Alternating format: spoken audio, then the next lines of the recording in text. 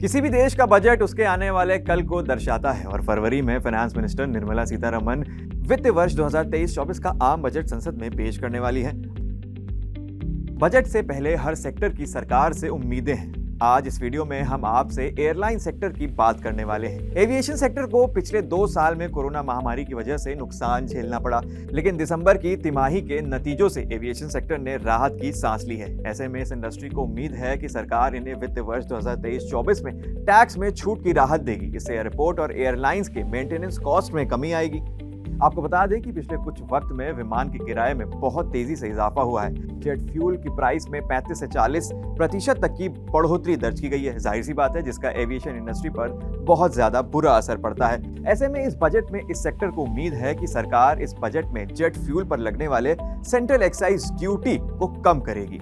फिलहाल सरकार विमान पर 11% एक्साइज ड्यूटी वसूल रही है, जिसे 4 से 5% तक करने की मांग की जा रही है। एक्साइज ड्यूटी में कटौती से विमान किराए में फर्क पड़ेगा और एयरलाइन इंडस्ट्री को इसका सीधा फायदा मिलेगा। इसके साथ कुछ एविएशन सेक्टर से जुड़े लोग ये भी मांग कर रहे हैं कि जेट फ्यूल पर एक्साइज ड्यूटी ना वसूले। रीजनल कैरियर स्टार एयरलाइन की मुख्य कार्यकारी कैप्टन सिमरन सिंह तिवाना ने इस मामले पर अपना पक्ष रखते हुए कहा कि जीएसटी काउंसिल विमान कंपनियों को छूट दे कि जिस इकोनॉमी क्लास से 5% जीएसटी वसूलते हैं, उन्हें सरकार क्रेडिट में बदलाव कर।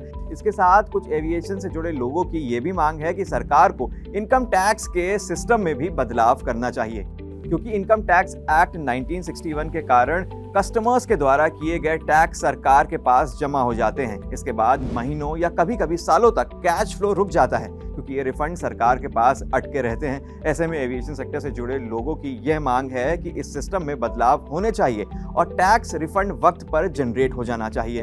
एक्साइज ड्यूटी में कटौती के साथ ही एविएशन सेक्टर से जुड़े लोगों की ये मांग है कि सरकार एयरपोर्ट और एविएशन सेक्टर में लगने वाले मिनिमम ऑल्टरनेटिव टैक्स पर भी कम से कम 2 साल की छूट दें।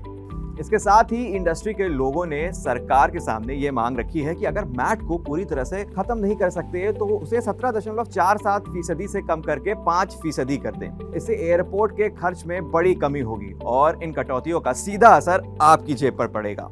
आने वाले बजट से आपकी क्या उम्मीदें हैं, हमें नीचे कमेंट सेक्शन में जरूर बताएं और बजट से जुड़ी तमाम वीडियोस के लिए सब्सक्राइब करें पैसा लाइव।